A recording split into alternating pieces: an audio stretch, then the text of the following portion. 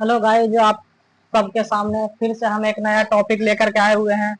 हमारे YouTube channel में आपका स्वागत है। आपसे फिर बोले थे कि नया नया टॉपिक आपके हम अपने यूट्यूब चैनल के माध्यम से आप लोगों को प्रोवाइड करवाएंगे।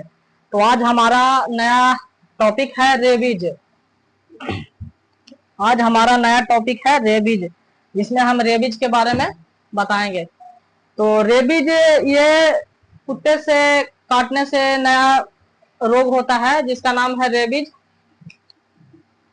और रेबीज जो बीमारी है, जो रेबीज, ये लाइसा वायरस या रेबडो वायरस से होता है।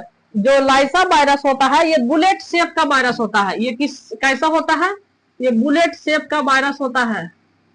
ये बुलेट शेप का वायरस होता है ये। और ये टू टाइप का होता है, टू टाइप में पाया जाता है। जो रेबीज होता है वो लाइसा वायरस या रेबडो वायरस के कारण होता है, और ये बुलेट शेप का होता है। ये दो प्रकार का होता है, टू टाइप का होता है। पहला है स्ट्रीट, पहला क्या है? स्ट्रीट। और दूसरा क्या है? मिक्स्ड या फिक्स। दूसरा है मिक्स्ड या फिक्स। जो स्ट्रीट होता है ये डिजीज प्रोड्यूस करता है। ये जो रेबीज वायरस है वो लाइसा वायरस के स्ट्रीट वायरस से होता है। और ये मोर डेंजरस होता है। ये सबसे ज्यादा डेंजरस देखा जाता है जो स्ट्रीट वायरस होता है।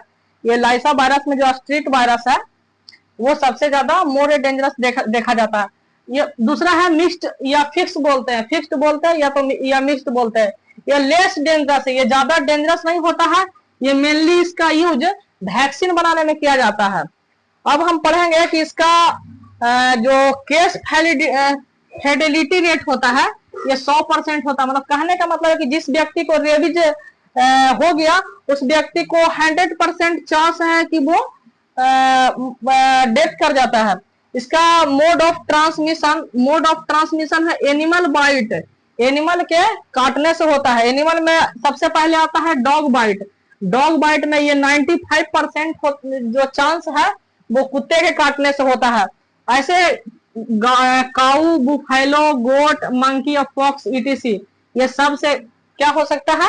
रेबीज हो सकता है। दूसरा में है contact with non intact skin.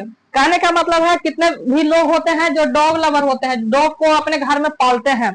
तो क्या होता है कि अगर कोई स्किन है वो, अगर हमें कोई घाव हो गया है, अगर कोई डॉग अगर का जो चाट लेता है अगर उस घाव को, तो उसके जीव में जो सलाइवा होता है वो हमारे क्या करता है?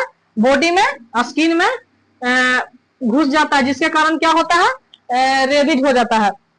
तीसरा है इन्फेक्टेड ऑर्गन ट्रांसप्लांटेशन। अगर किसी व्यक्ति को रेबीज वायरस है, रेबीज बीमारी है, अगर उस व्यक्ति का किसी प्रकार का अगर कोई ऑर्गन हम अगर ट्रांसप्लांट कराते हैं, किसी दूसरे व्यक्ति में लगाते हैं, तो उस व्यक्ति को भी रेबीज हो जाएगा। तीसरा इसमें देखने को मिलता है, इसका पहले जानेंगे इसका आइक्यूबेशन पीरियड। आइक्यूबेशन पीरियड 1 से 3 मंथ तक होता है, 1 से 3 मंथ तक होता है। ये सबसे ज्यादा सीएनएस को इफेक्ट करता है, सीएनएस को सबसे ज्यादा इफेक्ट करता है ये। फिर इसमें देखेंगे इसका साइन ऑफ सिम्टम क्या है। साइन ऑफ सिम्टम में ये 2 टाइप का होता है। पहला है फ्यूरियस रेबीज। फ्यूरियस जो रेबीज होता है इसमें देखने को मिलता है इरिटेशन। ये सबसे ज्यादा ये फ्यूरियस रेबीज है, इसमें इरिटेशन देखने को मिलता है, सीजर देखने को मिलता है, और drooling of saliva. Drooling of saliva मतलब जिस व्यक्ति को अगर ये वायरस हो जाता है, ये रेबीज हो जाता है, उसमें क्या होता है कि मुंह से लाल टपकते देखने को मिलता है। इसीलिए इसको क्या बोलते हैं? Drooling of saliva. Drooling of saliva देखने को मिलता है। और ये फ्यूरियस रेबीज में सबसे इंपॉर्टेंट चीज क्या है कि ये हाइड्रोफोबिया देखने को मिलता है। इसमें जिस पेशेंट को अगर फ्यूरियस रेबीज है उसमें हाइड्रोफोबिया देखने को मिलता है। हाइड्रोफोबिया का मतलब है कि वो व्यक्ति पानी से डर लगता है, उसको फियर ऑफ वाटर, उसको पानी से डर लगता है। पानी से डर लगने का कारण इसका है कि ये ड्यू टू लैरिंजोप्लाज्म के कारण इसको क्या होता है? पानी से डर लगता है। फिर इसमें पेरीप्रिज्म देखने को मिलता है। पेरीप्रिज्म मतलब परमानेंट इरेक्शन ऑफ पेनिस। इसमें क्या है? पेरीप्रिज्म देखने को मिलता है। इस जो फ्यूरियस रेबीज जो पेशेंट को या जो व्यक्ति को हो जाता है रेबीज हो जाता है, वो व्यक्ति कोमा में चला जाता है।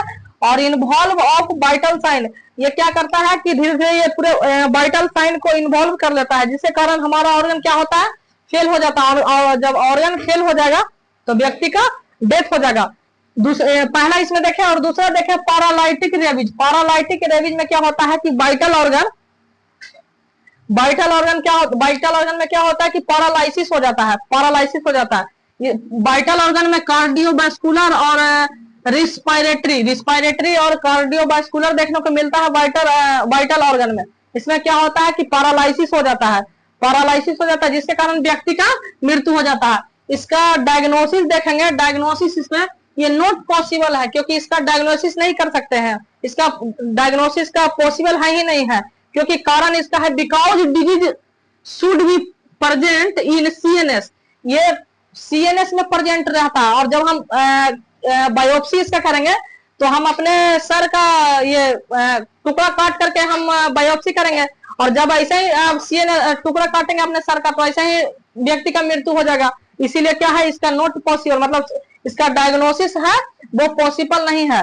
अब हम अगले वीडियो में आपको इसका मैनेजमेंट या ट्रीटमेंट बताएंगे कि इसे हम कैसे ट्रीट कर सकते हैं, इसको हम इलाज कैसे कर सकते हैं। तो ठीक है, बन रही है, अगले वीडियो में आपको जल्द ही आपको नया वीडियो प्रोवाइड किया जाएगा। Thank you for guide.